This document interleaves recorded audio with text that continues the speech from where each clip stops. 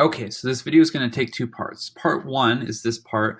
We're going to talk about what my old system looked like, the pros and cons of my old system, and then why I decided to go into my new system, which is part two, that will look at specifically what that new system looks like, why I like it better, etc.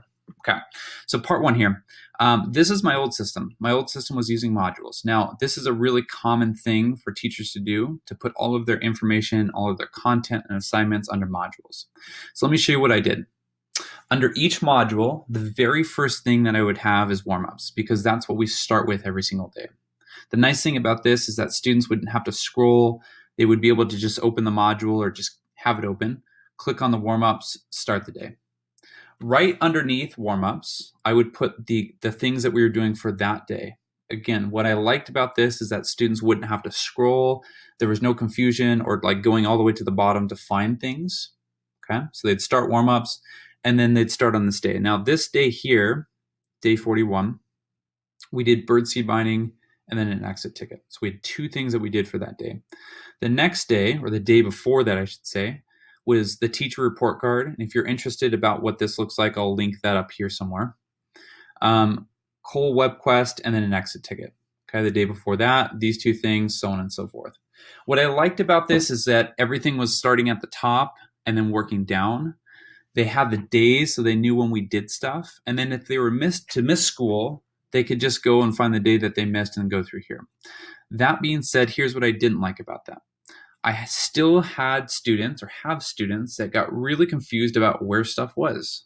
How do I know where to find things? When I logged on Canvas and they would look on modules, this is a lot of information, a lot of assignments. There's a lot of links here for students to navigate through. Now, for an 8th grade kid that already has a hard time focusing or attention or whatever it may be, there's a lot going on in this page.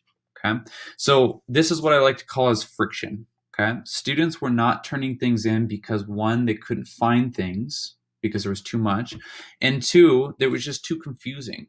Okay, now that being said, there was the majority of my students, I would say 85–90% of my students love this system, but I felt like my gradebook represented, for that last 15% of the students, represented their ability to navigate through Canvas, and it was hard for them. So that brought upon this idea of, how do I make this more simple? How do I make this more like a website? How can I just create this on one page where everything is just right there? We don't have all this confusion of these links. So let me show you my new home. So let me talk about this in two parts. The first part here is the top here. Okay, so I have a banner. This is just for aesthetic. This is just to look at. These here, these pictures here, which I just created in Google Slides, and I'll put a link down there in the description if you guys are interested. They're just simple pictures I just created here. These pictures have links to them. Okay, so as you see, as I hover over these things, they're all linked. Okay, now what's nice about this is when students push home, the first thing that they'll see is warm-ups, today's work, resources, etc. Okay. Again, we do warm-ups every single day, so they'll come and on their computer, they'll push control and they'll click on the picture.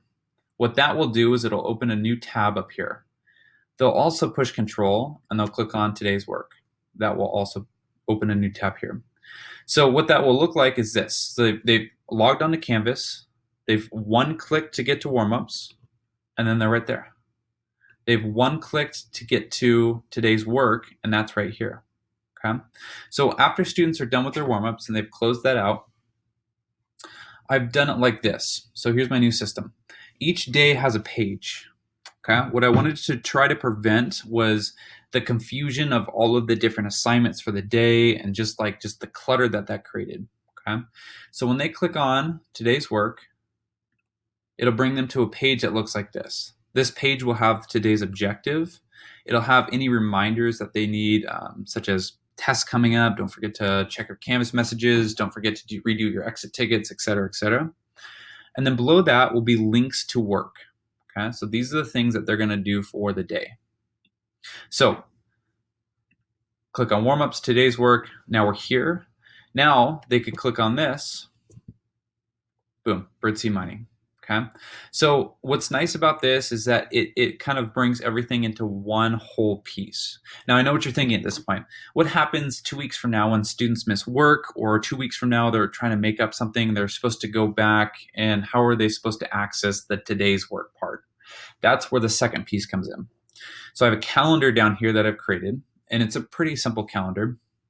We work on an A-B schedule. So what I have here, I have the page for each day. You can see that up here. So page, page, page. And then I have the specific assignments that we did for that day. Now, again, what I like about this is that if you're in class, we have a page of everything that we're going to do for the day. Or if you're gone from school, or if you're trying to make up specific assignments, you can come here and these are all hyperlinked. Okay, so they can go to the specific assignment right there. Okay, so the third part here that I didn't mention is that, well, let's just go to student view real quick. So this was the first part that allows them just to click on the things that they need right now. If they're gone or need to make up specific things, are there. The third part that reduces friction is this piece right here. Before, and I've seen this a lot, I had this in my class, and I've seen this a lot in other teachers, they have the 30 different links down here, announcements and grade sync, and just all of the things that are unnecessary for students. So what I've done is I've disabled all of these things so that students only see home, grades, and modules. So like I said before, some students really, really like the module setup. So what I've done, if they were to click on this, they still have modules. So if students don't want to learn a new system, or if they could find things easier this way, they can still click on modules and they can still access those things from there. Okay. For everyone else, I'm going to encourage and I'm going to teach kids to start at the home page because, again, I think it's a little bit more simple. It's easy to access, and it does kind of feel a little bit more like a website. There's less clutter on here than in module. If you like this video, please hit the like button. I'll be producing videos every Tuesday for tech tips. And if you like my content, please click the subscribe button. It really helps me out. Thank you very much.